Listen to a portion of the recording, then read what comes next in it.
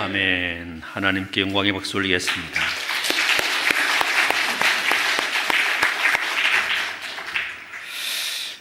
우리 좌우에 있는 분에게 한번 인사하는 시간 갖겠는데요.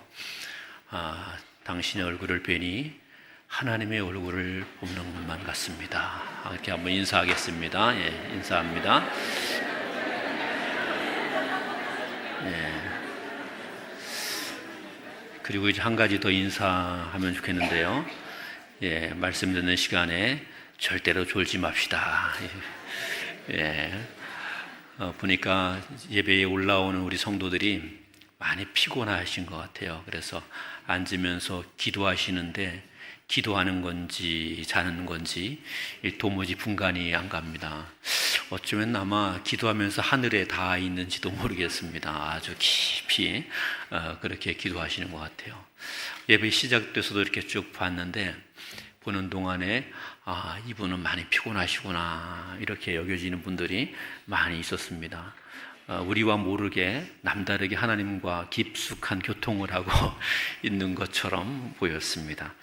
우리 모두에게 하나님의 은혜와 평강이 가득하기를 원하고 피로는 물러가고 성령이 가득히 채워지기를 주님의 이름으로 축복합니다. 저는 여러분이 복 받기를 바라고요. 저도 복을 받게 되기를 바랍니다. 어느 날 우리 둘째 녀석과 전화 통화를 하는데 이 녀석이 갑자기 이런 이야기를 합니다. 아빠, 복을 받는 게 뭐야? 이런 얘기를 합니다. 그러면서 마태복음 5장에 소개되어 있는 복에 대한 이야기가 좀 이해하기 어렵다. 그런 이야기를 하는 겁니다. 심령이 가난한 자는 복이 있나니 천국이 저희 것이며, 아니 가난한데 복이 있어요. 애통하는 자는 복이 있나니 저희가 하나님의 위로를 받을 것이며, 애통하게 되는 슬픈 일에서 무슨 복이 있어요. 이게 참 어렵습니다. 성경은 이상하게 풍성한 것을 복이라고 안 하고 가난한 것을 자꾸 복이라고, 힘든 것을 복이라고 말해서 이게 조금 이해가 안 됩니다. 그런 이야기를 하는 것입니다. 제가 그 이야기를 들으면서 이 녀석이 기특하다. 어떻게 하나님 말씀을 가지고 고민을 하나, 그런 생각을 하기도 했습니다. 그리고 이제 이 녀석에게 제가 말하기를 시작했죠. 심령이 가난한 사람이 복이 있나니 천국이 저희 것임이라. 하나님이 그렇게 말씀했잖아. 예수님이 그렇게 말씀했잖아. 근데 그 이야기는 이런 거야. 가난하지. 가난한 건 사람들이 복이라고 안 그래. 가난하면 힘든 거야. 어려운 거야. 그런데 가난하게 사는데도 복된 사람이 있다는 말이야. 가난하지만 복된 사람이 있다는 말인데 그 사람은 어떤 사람이냐 하면 천국이 그의 안에 있으면 가난해도 복된 사람이라는 말이야. 마태복음의 이야기는 그 얘기야. 애통하는 자에게 복이 있나니, 애통하는 사람 눈물을 흘려야 되는 상황이면 얼마나 힘든 일입니까? 삶이 얼마나 어려우면 눈물을 흘리는데 애통하면서 울어야 합니까? 그런데 그 애통하면서 울어야 되는 삶의 상황은 어느 누구도 복이라고 안 그러잖아. 그런데 그 애통하며 살아가는 사람에게 하나님의 위로가 있다면, 그 사람이 하나님의 위로를 받고 사는 사람이라면 그 애통하게 되는 삶에서도 그는 복된 사람인 거야. 성경이 그런 이야기를 말하는 거지. 그러면서 이제 설명을 하니까 이 본문은 그렇게 읽어야 되는 거구나. 가난하지만 복이 있는 사람이 있는데 천국이 있는 사람이 복이 있다. 그렇게 읽어야 되는구나. 맞아, 그렇게 읽어야 되는 거야. 이러면서 설명을 했던 적이 있습니다. 우리가 살아가는 동안에 어떤 사람 지지리 복도 없는 인생이라고 그러는 사람이 있죠. 어떤 사람은 나는 들어가도 나가도 복을 받는 사람이야. 이런 사람들도 있지요. 그런데 우리가 말하는 대개 복의 기준은 돈이 많은 것, 건강한 것, 그리고 성공하고 형통한 것. 그 세상에서 그런 것을 복이라고 이야기합니다. 그런데 하나님은 그렇다고 복이 있지는 않아. 부자가 되었다고 꼭 복이 되는 것이 아니야. 성공했다고 꼭 행복하지 않아. 진짜 행복하려면 하나님을 얻는 사람, 하나님 나라를 가진 사람이 되는 거지. 가난해도 그런 사람일 수 있고 그리고 어려운 환경에 있어도 그런 사람일 수 있고 질병에 걸렸어도 그런 사람일 수 있어. 그러니까 우리는 어떤 환경에서도 복이 있는 사람이어야 돼. 이렇게 말하는 거죠. 저는 우리 교회 모든 성도들이 이런 하나님의 말씀을 따른 복이 언제나 넘치게 되기를 바랍니다. 엎어졌는데 아이씨 재수없어 그러지 않고 엎어졌는데 야 내가 참 복되다 그렇게 말할 수 있는 사람이 되기를 바라고요. 어디 길을 가다가 이게 한 발을 잘못 디뎌서 또랑에 빠졌는데 아 내가 참 복되다 이렇게 말할 수 있는 그런 분들이 꼭 되시기를 바랍니다. 오늘 우리가 함께 보게 된 이 본문의 말씀은 이삭에 관한 이야기입니다. 이삭에 관한 이야기인데 1절에 이렇게 기록했습니다. 같이 한번 읽어보겠습니다. 1절 말씀 시작. 아브라함 때에 첫 흉년이 들었더니 그 땅에 또 흉년이 들매 이삭이 그랄로 가서 블레셋 왕 아비멜렉에게 이르렀더니 이삭이 지금 가나안 땅에 살고 있습니다. 가나안 땅에 사는데 큰 흉년이 들게 된 것이죠. 아버지 아브라함 때에도 큰 흉년이 들어서 고통을 했던 적이 있었던 거예요. 그런데 이삭의 때가 됐는데 이삭의 때에도 가나안 땅에 큰 흉년이 들게 된 것입니다. 큰 흉년이 들게 돼서 가나안 땅에 있을 수 없어서 그랄 땅으로 가게 됐습니다. 그랄 땅도 가나안 땅에 속하는 땅이에요. 그랄 땅은 어디냐면 지금 우리가 시끄럽게 듣고 있는 팔레스타인 지역, 그 지역을 그랄 땅이라고 합니다. 그래서 오늘 본문에 블레셋 왕 아비멜렉에게 이르렀더니 그래요. 이 그랄 땅을 다스리고 있던 블레셋 왕이 있었잖아요. 그 블레셋 왕이 다스리는 곳에 이삭이 들어가게 된 것입니다. 이유는 무엇 때문에? 살던 곳에 흉년이 들어서 그곳으로 가게 된 거죠.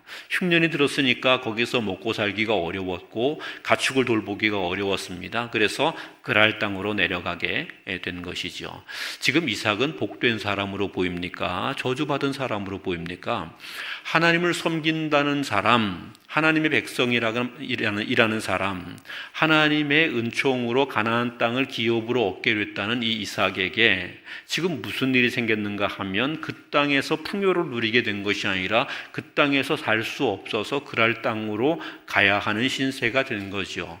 이건 누가 봐도 다 망한 일입니다. 그는 하나님을 섬긴다고 했으면 그가 가는 곳마다 비는 때를 따라 적당히 내려주고 거기에 곡식도 잘 되고 목초지도 풍성하게 되고 그리고 거기에 양들도 소들도 잘 키울 수 있어야 되는데 지금 이삭은 그렇지 못한 거죠. 외형적으로 보면 망해서 그랄 땅으로 도망가게 된 것이죠. 그리고 그랄 땅에 가게 됐는데 거기에 지금 누가 다스립니까? 블레셋 왕 아비멜렉이 다스리잖아요. 아비멜렉의 통치 아래 들어가게 되었다는 것입니다. 그러니 지금 이 어려운 상황에 처해 있는 사람인 겁니다.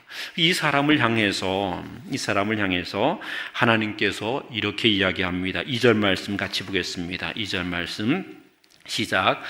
여호와께서 이삭에게 나타나 이르시되 애굽으로 내려가지 말고 내가 내게 지시하는 땅에 거주하라. 그랄 땅에 갔습니다. 그런데 그랄 땅에 갔는데 하나님께서 이 이삭에게 이렇게 말합니다. 너 애굽으로 내려가지 마라. 하나님이 너 애굽으로 내려가지 말라 이렇게 이야기할 때에는 지금 이삭의 마음에 무슨 생각이 있었던 거예요? 애굽으로 내려가야지 하는 생각이 들었다는 말이죠. 가나안 땅에 흉년이 들었으면 가나안 땅 그 아래 딱 붙어있는 그랄 땅이라 그래서 흉년이 아닐 까닭이 없습니다.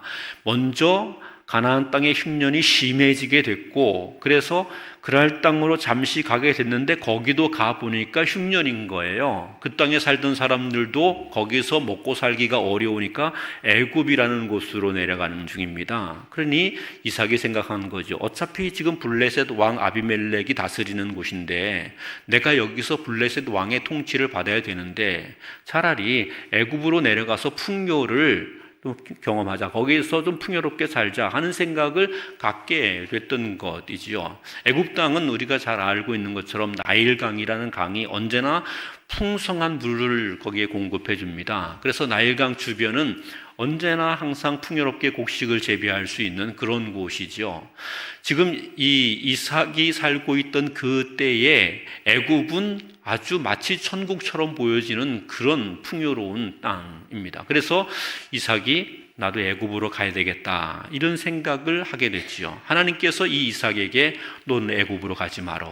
너는 내가 지시하는 곳으로 가야 돼. 이렇게 말씀하셨습니다. 이 말씀은 어떤 의미가 있는가 하면 이런 의미예요. 우리가 세상 살아가면서 우리 눈에 보기에 여기가 복이라고 여겨져서 그리로 나아가고자 할 때에 하나님이 아니 너는 네 눈에 보이는 복 그것을 따라가지 말고 하나님 말씀을 따라가야 돼 이렇게 이야기하는 거예요. 우리 눈에 보이는 복 그것을 추구하지 말고 우리는 하나님을 따라가야 돼 하는 겁니다. 예수 믿는 우리들이 하나님을 섬기고 하나님의 은혜를 구하고 하나님의 참 복을 구하면 우리는 어떻게 살아야 되는가 하면요, 우리 눈에 보이는 풍요로움, 세상이 주는 풍요로움, 세상 사람들이 말하는 복, 그것을 추구해서 그것을 따라가는 사람이 되면 안 됩니다. 그것을 따라가는 것이 아니라 하나님의 말씀을 따라야 돼요. 언제나 하나님의 말씀을 따라야 돼요. 그래야 진짜 복을 누리게 되는 겁니다. 하나님의 복으로 우리 안에 풍성하려면 하나님의 말씀을 따르는 것밖에 없습니다. 하나님의 말씀을 따르는 것밖에 없어요. 늘 하나님의 말씀을 따라야 돼요. 그런데 많은 사람들이 착각하는 것이 있습니다. 성경을 읽고 성경의 말씀대로 살아간다고 말하는데 이렇게 살아가는 거예요. 성경 말씀을 읽어보니까 성경 말씀에 뭐뭐 해라, 뭐뭐 하지 말라 이런 말씀들이 있어요.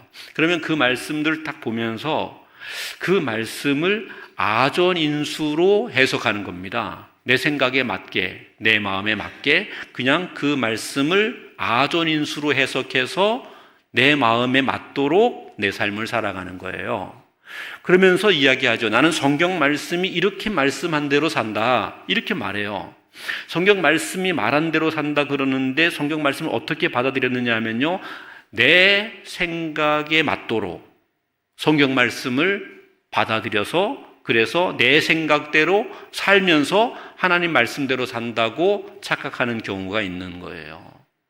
수많은 사람들이 그렇게 살아갑니다. 성경을 활용해서 이용해서 내 생각대로 살아가는 거예요. 그건 하나님 말씀을 따르는 게 아닙니다. 하나님 말씀을 따르려면 어떻게 해야 되느냐 하면 제일 중요한 것이요, 내 생각, 내 경험, 내 판단, 세상의 소리 이런 것들을 다 빼놓고 하나님의 말씀이 우리에게 무엇을 말하는지 그 말씀 자체에 집중해야 됩니다. 그리고 그 말씀을 통해서 내 생각을 바꾸고 하나님 말씀을 따라가는 것이 하나님 말씀에 순종하는 거지, 성경 말씀을 딱 읽으면서 내 생각으로 하나님 말씀을 이 말은 이런 뜻이야 하면서 바꾸어 놓고 그리고 하나님 말씀 따라간다고 따라가면 그러면 하나님 말씀을 순종하는 것이 아니라 내 생각을 따라가는 겁니다. 내 생각을. 많은 분들이 그렇게 해요.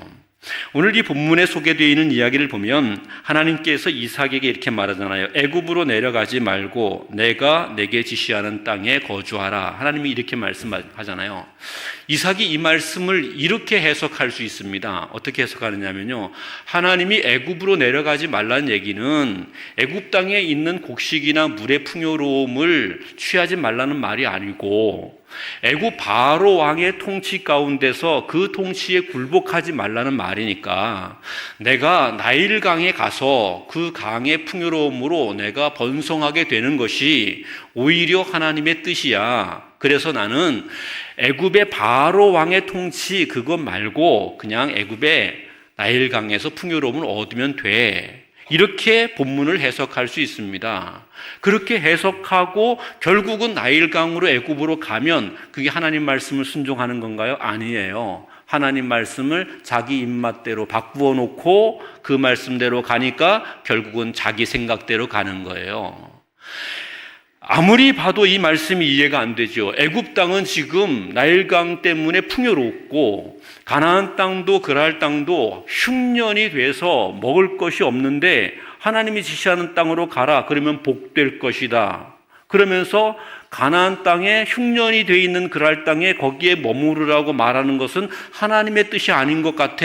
이러면서 애굽으로 가는 것이 하나님의 뜻이라고 말하게 되는 경우들이 있는 거예요.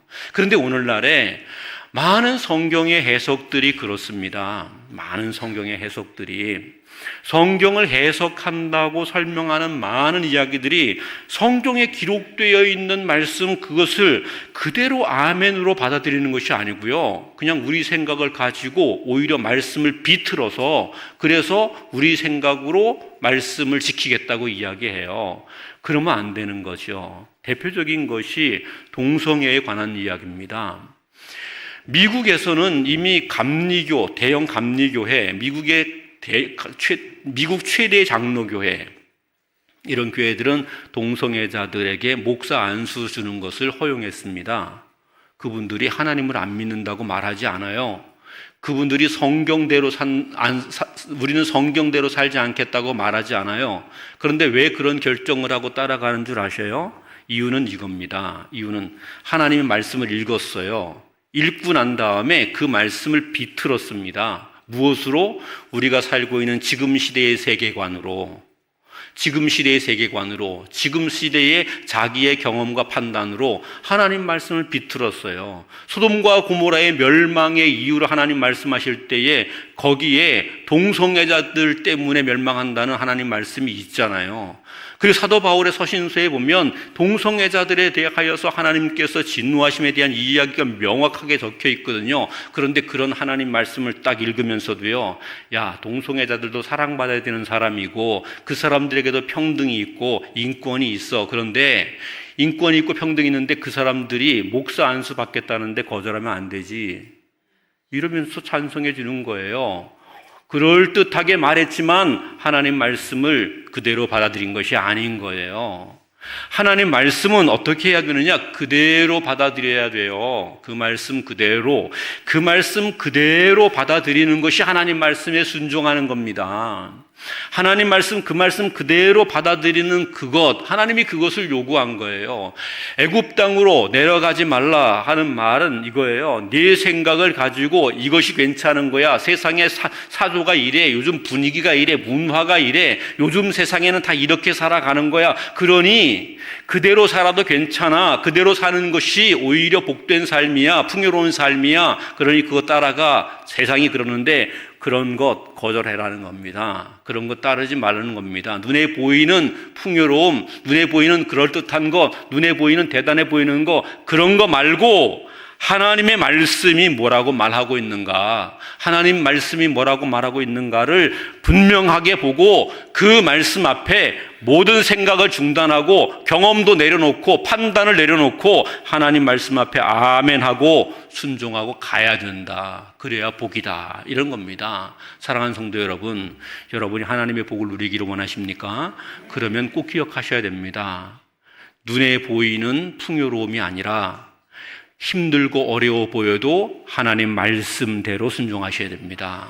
하나님 말씀대로. 저는 우리 교회가 꼭 그런 모습으로 하나님의 주시는 그 복을, 가난해도 행복하고 핍박을 받아도 행복하고 애통하여도 행복하고 질병이 있음에도 불구하고 세상에 어느 무엇도 빼앗을 수 없는 하나님의 행복이 있는 그런 복을 누리는 교회와 성도들이 되기를 우리 주님의 이름으로 축원합니다.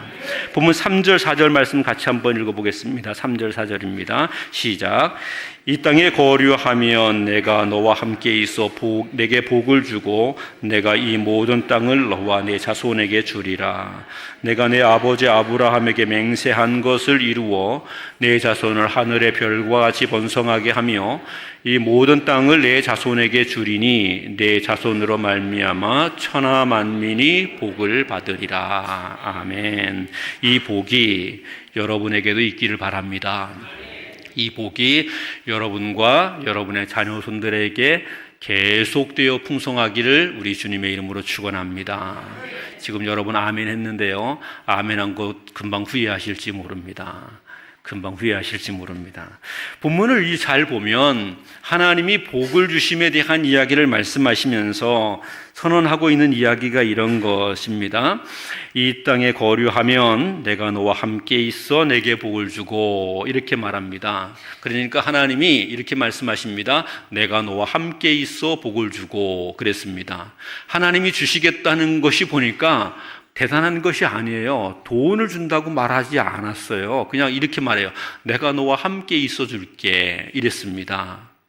그러니까 금방 조금 전에 아멘 했는데 하나님이 함께 해준다고만 그러는 거예요. 하나님이 함께 해주신다. 그 성경은 참된 복이 무엇이냐? 돈이 많은 것이 아니고요, 건강이 좋은 것이 아니고, 우리가 성공하고 출세하는 것이 아니고, 참된 복은 하나님이 우리와 함께 하는 것이다, 이렇게 말하는 거예요. 하나님이 나와 함께 하시는 것, 그것이 복이다. 그러면 우리가 추구해야 되는 복이 뭐냐? 하나님이 나와 함께 하심, 그것을 우리가 풍성히 경험하고 풍성히 누릴 수 있게 되면 되는 거예요. 하나님 말씀을 순종하면, 하나님 말씀을 그대로 받아들이고 믿고 순종하면 하나님이 나와 함께 하심을 우리가 진짜로 풍성히 누릴 수 있게 됩니다. 여러분 믿으시기를 바라요. 진짜 믿으시기를 바라요. 저에게도요, 고난이 있고요, 어려움도 있고요, 질병도 있습니다. 저에게도 어려움도 있고 고난도 있고 질병도 있어요. 제가 세상에서 원하고자 하는 제 뜻대로 안 되는 것들도 참 많이 있어요. 많이 있어요. 그러면 그런 것이 있을 때마다 참 놀랍게 드는 생각이 이런 거예요. 그래도 하나님이 나에게 복을 주시는구나, 이런 생각이 있어요. 뜻대로 안 되는데, 때로는 질병이 왔는데, 그런데 제 안에 드는 생각이 이런 거예요. 하나님이 나를 알아주시는구나, 하나님이 나를 인정해 주시는구나, 하나님이 나를 안아주시는구나, 내 곁에 계시는구나, 이런 생각을 갖게 돼요. 이것이, 이 감동이 제 안에 풍성하게 되는 거예요. 그러면 가난이 있고 고통이 있고 질병이 있고 이런 것들이 어느 순간 다 사라져 버려요. 그래서 이것이 천국의 행복이구나 하는 생각을 갖게 돼요. 초가삼간도 만족한다 그러잖아요. 초가삼간을 만족하게 되는 이유가요, 초가삼간이지만 하나님이 계시니까 궁궐보다도 더 복되고 행복한 거예요. 그러니까 거기에 만족이 있는 거죠. 그 하나님의 함께 하심의 풍요로움을 누리게 되는 것, 그것이 진짜 복이다, 그것을 이야기하는 거예요. 이 복을 우리가 꼭 알게 되기를 바라고요. 알게 되기를 바라고, 이 복을 가득히 누리게 되기를 바랍니다. 방법은 뭐냐 하면요, 하나님 말씀을 따라 순종하는 겁니다. 하나님이 가라 하면 가고, 서라 하면 서고, 멈추라 하면 멈추고, 이렇게 살라 그러면 그렇게 살고, 이렇게 살지 말라 그러면 그렇게 살지 않아. 하나님 말씀에 전적으로 순종하면요, 이 복을 누리게 되는 거예요. 하나님이 안 주신다 그러더니 하나님 함께 하신다 그러고 준다는 게 있습니다. 준다는 게. 그 다음에 준다는 게 있어요. 어떻게 말씀하시느냐 하면요, 이렇게 말합니다. 3절 중간에 내가 이 모든 땅을 너와 내 자손에게 주리니 내가 내 아버지 아브라함에게 맹세한 것을 이루어 내 자손을 하늘의 별과 같이 번성하게 하며 이 모든 땅을 내 자손에게 주리라. 아멘을 안 하네. 아멘을 안 하셔. 이 말씀이 눈치를 챘나 봐. 이 말씀이 어떤 말씀인지 눈치를 챘나 봐. 아멘을 안 하시네. 이게 아멘을 하기가 애매한 말입니다. 예전에는 이 말씀을 읽으면서 얼른 아멘을 했는데, 요즘은 이 말씀을 보면 얼른 아멘이 안 나와요. 아멘이 안 나오는데, 아이들에게 결혼하는 아이들에게 애 많이 낳아라. 그러면 애들이 뭐라 그러겠어요? 결혼하는 아이들에게, 이제 신랑 신부예요. 애들 많이 낳아라. 그러면 목사님 그런 말씀 하지 마세요. 요즘은요 하나 키우기도 힘들어요. 그래요. 그렇죠. 그리고 결혼한 아이들에게 애 많이 낳아라 그러면 그 이야기를 듣고 계시는 그 신랑 신부의 아버지 어머니, 그러니까 이 아버지 어머니도 별로 좋아하지 않으셔. 왜 별로 좋아하지 않으시냐면 이놈들이 애를 낳으면 이 모든 애들이 다 자기한테 와. 내가 늙어서 지금 개고생하게 생겼어. 그래가지고 이게 지금 복이 아닌 세대가 됐어요. 네, 복이 아닌 세대가 됐어요. 우리나라가 그 출산율을 보니까 0.7명이라 그래요. 그러니까 이제 가임 연령에 있는 여자 한 분이 제 일생 동안 아이를 낳는 것이 0.7명, 한 명을 안 낳는다는 거예요. 그런데 이게 걱정이라 그래. 이게 지금 0.7명 그랬는데 0.6명으로 내려갔다 그러네요. 점점 더 내려가고 있대요. 근데 전문가들의 얘기를 들어보면 이렇게 얘기해요. 이렇게 지금 이 상황이 별거 아닌 것처럼 보이지만 한 사람이 0.7명 나오면 10사람이면 7명 낳는 거 아니에요. 그러니까 뭐 그 정도면 그래도 뭐 괜찮잖아. 그러지만 그게 아니고요. 이것이 통계를 잘 내보면 한 100년이 채 못 돼서 나라가 인구가 절반 정도로 확 줄어버린다는 거래요. 통계를 내보면 인구가 절반으로 준대요. 절반으로 주는데 이 절반으로 준 인구가 젊은 애들만 절반이 아니고 나이 든 사람 포함해서 절반으로 확 준다는 거예요. 그러면 젊은 애들은 얼마나 되겠어요? 거의 없어지는 거래요. 그러니까 이거 심각한 일이다 이렇게 얘기를 하시더라고요. 심각한 얘기라. 그래서 이것을 빨리 극복하기 위해서 나라에서는 여러 정책을 쓰잖아요.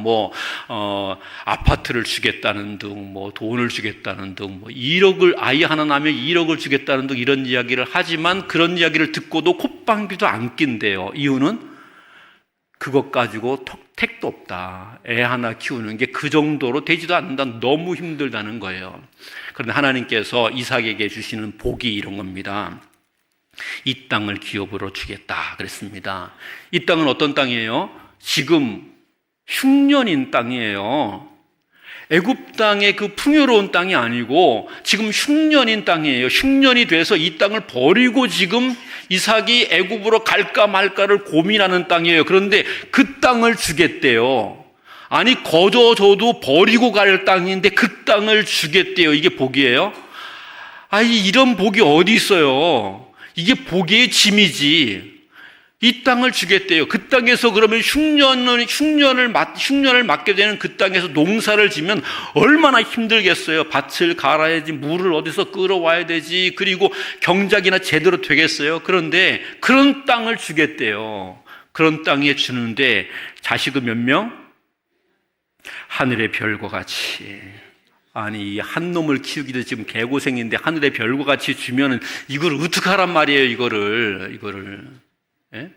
그런데 이런 말씀을 주시면서 하나님이 뭐라 그러냐면요, 이게 복이다 이랬어요. 이게 이해가 돼요? 안 되잖아요. 그러면 이 말씀이 갖고 있는 의미가 뭘까? 하나님이 이것을 복이라고 이야기하신 말씀의 의미가 뭘까?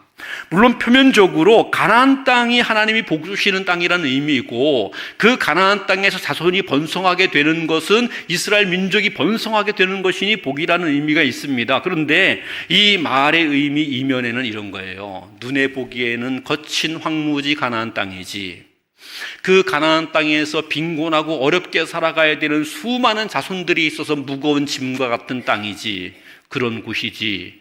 그런데 내가 너에게 그것이 복이게 할 거야. 그 말씀 무슨 말씀이냐면요, 내가 이 땅에 함께 할 것이고 이 자손에게 함께 할 것이야.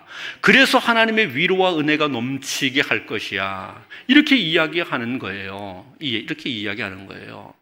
이렇게 이야기하시는데요, 그 이야기하심에 이런 말씀이 있는 거예요. 어떤 말씀이 있느냐면요, 이 땅이 복이 되는 방법이 있다. 이 백성이 자손이 많음이 복이 되는 방법이 있다. 다른 것이 아니다. 하나님의 말씀에 순종하게 해야 한다 하는 거예요. 순종하게 해야 한다. 너는 이삭아, 너는 내 자녀들에게 하나님의 말씀에 순종하게 해라. 너는 내 자녀들에게 이 거친 땅 가나안이지만 하나님의 말씀을 순종하고 여기에 머무르게 해라. 이 거친 땅 가나안에서 살아가는 것이 어렵지만 너는 이 땅에서 너의 자손들이 번성하게 해라. 무거운 짐이겠지만 이 땅에서 너의 자손들을 번성하게 해라. 그러면서 이 땅에서 하나님의 말씀을 듣고 지키며 살아가게 해라. 그러면 진짜 복이 될 것이다. 이렇게 이야기하는 거예요. 저는 우리 조국 대한민국이 복된 나라가 되기를 원합니다. 정말 간절히 원합니다. 지금 세계에서 경제 10대 강국 이런 얘기를 들으면 막 기분이 좋고 행복해요. 마음의 소원은 우리나라가 경제 10대 강국이 아니라 세계 탑3 안에 드는 그런 나라가 되면 좋겠습니다. 그런데 그런 나라가 된다 그래서 복인 것이 아닙니다. 애굽의 풍요로움으로 13대 강국, 빅3가 되면 뭐합니까? 하나님을 경외함이 없이는 복이 안 되는 겁니다. 하나님을 경외함이 없이. 그런데 지금 우리나라에서 교육이며 사회며 모든 문화에서 하나님이 없어져 가고 있습니다. 하나님을 안 믿습니다. 안 섬깁니다.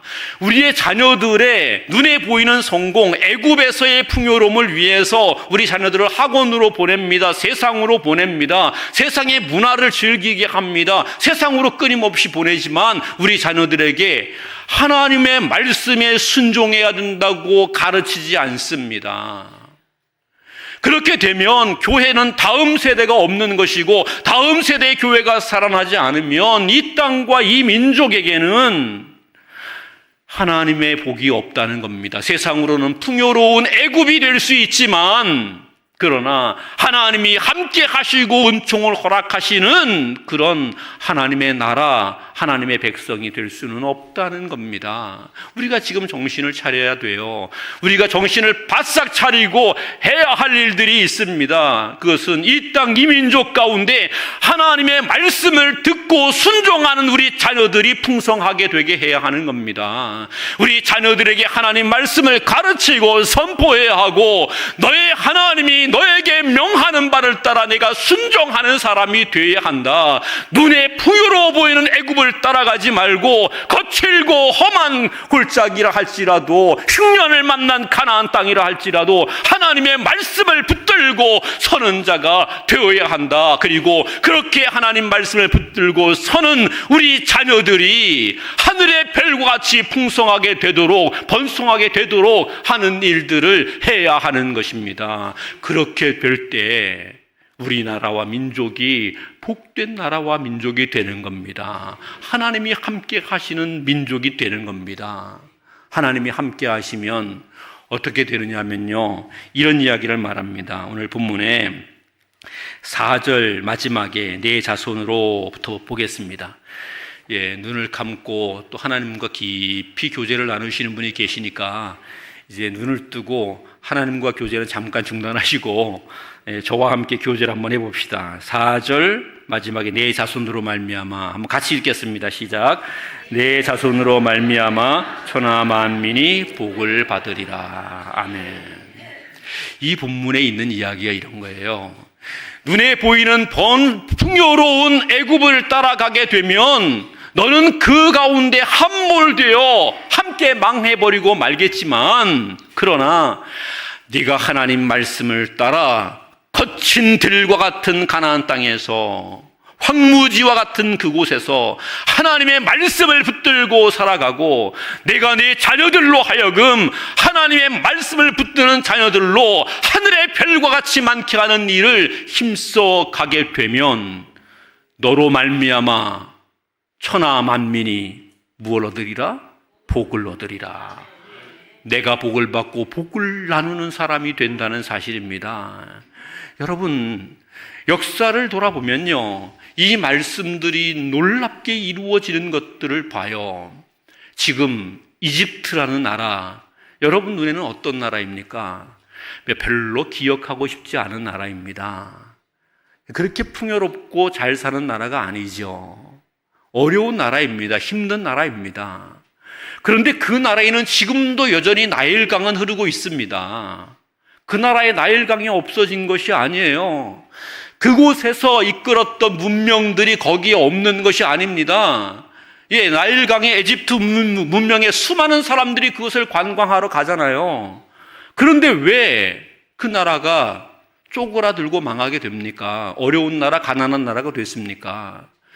그 나라는 여전히 지중해를 끼고 있어요. 그 나라 주변으로는 여전히 세계적인 교통로가 있어요. 그런데 왜 그 나라가 가난한 나라가 되어 있습니까? 모든 입지 조건들을 보면 그 나라는 가난할 수 없는 나라입니다. 그런데 어떻게 그렇게 되어 있습니까? 어떻게 그렇게 된 겁니까? 이해가 안 되는 일입니다. 납득이 안 됩니다. 납득이 안 됩니다. 단 하나, 성경을 보면 그냥 이해가 돼요. 야, 눈에 보이는 풍요를 따라가면 눈에 보이는 그 풍요의 나라는 세월이 지나 머지않은 때에 이렇게 몰락해버리고 말 뿐이다 하는 겁니다. 그런데 가나안 땅에 이스라엘 민족들, 하나님 말씀을 따라가게 되는 민족들은 어떻게 됩니까? 그들은 고난과 역경을 거치고 살아가게 되지만 흉년을 만나게 되고 가뭄을 만나게 되고 핍절한 가운데 있는 것처럼 보이지만, 그런데 세계 열방의 모든 경제권은 유대인들이 쥐고 있다 그러잖아요. 이게 어떻게 된 겁니까? 어떻게 된 겁니까? 이해할 수 없는 일입니다. 유대인들처럼 세계 열방 모든 민족 가운데 그렇게 고난과 박해를 받은 민족이 없습니다. 제2차 세계대전에는 독일 히틀러에 의해서 수많은 사람들이 죽었잖아요. 수많은 사람들이 학대를 받았잖아요. 중세를 지나는 동안에도 유대인들은 끊임없이 교회를 통해서 학대를 받았습니다. 그래서 이 사람들은 살 수 없는 사람들처럼 여겨졌어요. 그런데 이 민족은 어떻게 됐습니까? 세계의 모든 경제권을 장악하고 있을 만큼의 강력한 민족이 되어 있잖아요. 이런 것들을 통해서 하나님은 우리에게 보여주시는 게 있는 겁니다. 하나님 말씀을 따라야 된다고. 하나님 말씀을 따라야 된다고. 눈에 보이는 풍요를 따르지 말고 영원하신 하나님의 말씀을 따라야 된다고 그렇게 이야기하는 거예요. 보니까 벌써 3분이나 됐네요. 말씀을 맺으려고 합니다. 오늘 본문 5절에 보면요, 5절에 아브라함이 내 말을 순종하고 내 명령과 내 계명과 내 율례와 법도를 지켰음이라, 이렇게 이야기해요. 이 말씀 여기 왜 기록해뒀겠습니까? 이삭이 복을 받게 되는 것, 흉년이지만 가뭄이지만 애굽으로 가지 아니하고 하나님의 말씀을 따라 순종할 때 복을 받는다고 말하면서 아브라함도 그러했다는 거예요. 그리고 이삭에게 말하는 거예요. 너도 그러하다. 내 자손도 하나님의 말씀을 지킬 때에 복이 있다. 그러니 그 일을 이루어가는 사람이 되라, 이렇게 이야기하죠. 저는 우리 교회가 이 말씀과 명령을 우리 가슴에 간직하고 이 사명을 이루어가게 되기를 바랍니다. 여러분이 하나님의 말씀을 지켜서 복이 되시기를 바랍니다. 여러분이 여러분의 자녀들에게 하나님의 말씀을 지키는 자가 되어야 한다고 가르치고, 우리가 이렇게 가르치는 우리의 믿음의 자녀들이 하늘의 별처럼 많아지게 돼서 세계 열방 가운데 모든 민족에게 복이 되는 이런 은혜가 있게 되기를 우리 주님의 이름으로 축원합니다. 기도하겠습니다.